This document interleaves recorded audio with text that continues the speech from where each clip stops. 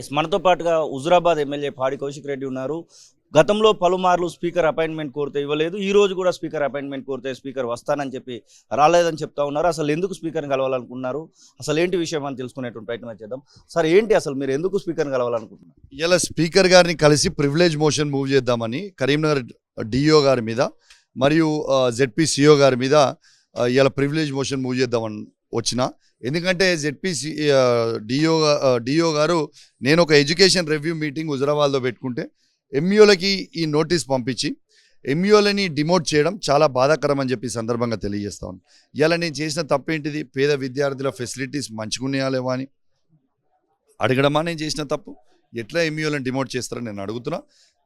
ఇది 100% రాజ్యాంగంగా వ్యతిరేకం.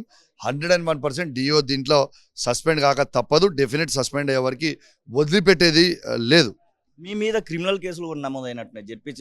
జెడ్పీకి సంబంధించినటువంటి సమావేశంలో రసభాస విషయంలో మీ పైన క్రిమినల్ కేసులు కూడా నమోదైనాయి. దానికి సంబంధించినటువంటి ఎఫ్ఐఆర్ కాపీలు కూడా బయటకు వచ్చినటువంటి సందర్భం. ఆ క్రిమినల్ కేసు సంబంధించి మాట్లాడాలి. చాలా బాధాకరం. ఎలా ఒక బాధ్యత కలిగిన ఎమ్మెల్యేగా నా హుజురాబాద్ నియోజకవర్గంలో పేద దళిత బిడ్డలకు దళిత బంధు 2వ విడత ఎందుకు విడుదల చేస్తలేరని నేను అడిగిన తప్ప, లేకుంటే కేసీఆర్ కిట్ హుజురాబాద్ హాస్పిటల్లో కానీ మన జమ్మికోట హాస్పిటల్లో కానీ ఎందుకు ఇస్తలేరని అడగడం నేను చేసిన తప్ప, గర్భిణీ స్త్రీలకి న్యూట్రిషన్ కిట్లు ఎందుకు ఇస్తలేరని అడిగింది నేను చేసిన తప్ప, ఇలా జమ్మికుంట హాస్పిటల్ నుంచి గైనకాలజిస్ట్ని ఎందుకు తీసేసి అడగడం నేను చేసిన తప్ప, ఇలా సీను నీకు కూడా మొన్న బిడ్డ పుట్టింది, మీరు కూడా మా హుజురాబాద్లో చేసి కేసీఆర్ కిట్ మీకు కూడా ఇవ్వాలి, నేను కూడా మీరు వచ్చి పరామర్శ ఎందుకు ఇవ్వాలి అని నేను అడిగిన. What is wrong in that? ఇవి అడిగితే ఈ డిఓ నోటీస్ ఎట్లా ఇస్తాడో అని నేను అడిగితే జవాబు చెప్పలేని పరిస్థితుల్లో ఇవాళ కలెక్టర్ గారు కానీ అధికారులు కానీ ఉండి అబ్డ్రప్ట్గా వెళ్ళిపోతుంటే ఇలా మీరు ఎట్లా పోతుర్రు? దీనికి జవాబు చెప్పాలని నిరసన తెలిపిన. నేను ఎక్కడ నేను అడ్డుకోలేదు. నేను నిరసన తెలిపిన యావత్ మీడియా ఉన్నది ఆడ. నేను నిరసన తెలిపే హక్కు కూడా నాకు లేదా? ఇలా నేను నిరసన తెలిపితే ఈ చట్టసభలలో ఎవడన్నా కేసులు పెడతారని నిరసన తెలిపితే ఇట్ ఇస్ అ జోక్. 101% వాళ్ళిద్దరు సస్పెండ్ అయ్యే వరకు నేను పోరాటం చేస్తా. ఖచ్చితంగా వాళ్ళని అసలు ఇచ్చిపెట్టే ప్రసక్తే లేదు. ఆ డిఓ చేసే అవినీతి చిట్టా కూడా మొత్తం నా దగ్గర ఉన్నది. సిఓ చేసే అవినీతి చిట్టాలు కూడా నా దగ్గర ఉన్నాయి.